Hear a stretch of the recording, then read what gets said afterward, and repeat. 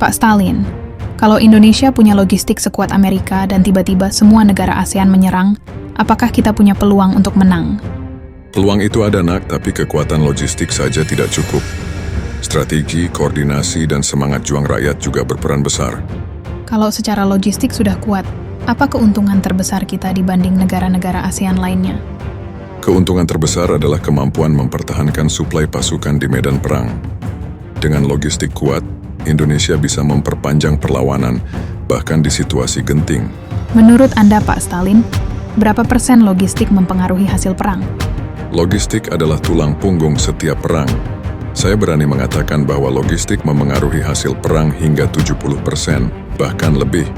Tanpa pasokan makanan, senjata, bahan bakar, dan koordinasi yang tepat, pasukan terbaik pun tidak akan bertahan lama. Sejarah sudah membuktikan bahwa pasukan yang memiliki logistik superior hampir selalu menang, bahkan melawan musuh yang lebih besar secara jumlah. Sebelum lanjut nonton videonya, silahkan terlebih dahulu menekan tombol subscribe dan aktifkan lonceng notifikasinya agar Anda tidak ketinggalan video-video terbaru dari channel ini. Tapi bukankah negara-negara ASEAN juga punya aliansi? Benar. Jika mereka bersatu, Indonesia harus menghadapi tantangan besar. Namun, luas wilayah Indonesia menjadi keunggulan defensif yang signifikan.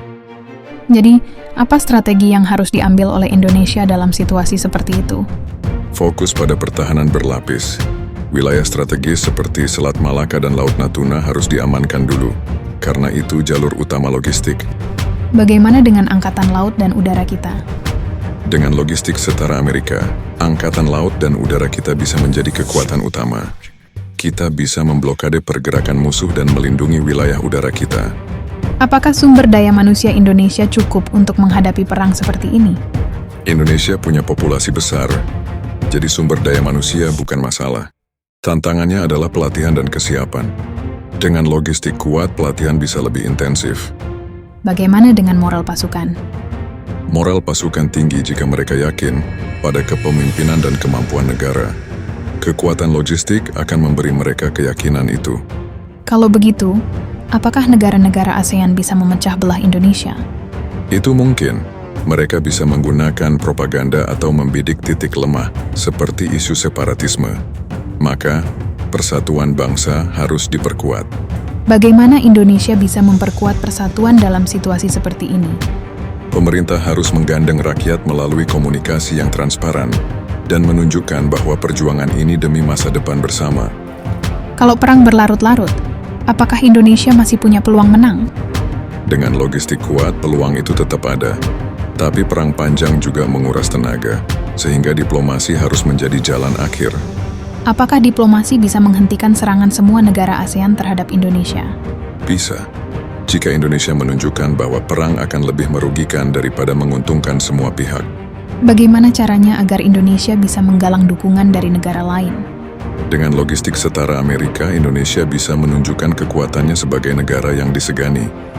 Negara besar di luar ASEAN mungkin akan mendukung kita untuk menjaga stabilitas kawasan. Jika ada negara besar yang mendukung ASEAN, apakah Indonesia masih punya peluang?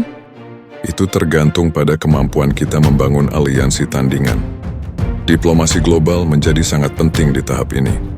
Apa yang terjadi jika Indonesia berhasil menang? Indonesia akan menjadi negara yang lebih dihormati di kawasan. Tetapi kita juga harus bersiap menghadapi konsekuensi, seperti rekonstruksi dan hubungan diplomatik pasca perang. Apa pelajaran terbesar yang bisa diambil dari skenario ini? Pelajaran terbesar adalah pentingnya keseimbangan antara kekuatan militer, logistik, diplomasi, dan persatuan nasional. Kemenangan hanya bisa diraih jika semua elemen itu bekerja bersama. Jadi menurut Pak Stalin, apakah Indonesia bisa menang? Peluang menang selalu ada, Nah. Namun yang lebih penting adalah bagaimana kita menghindari perang sejak awal dan memilih jalan damai untuk masa depan yang lebih baik.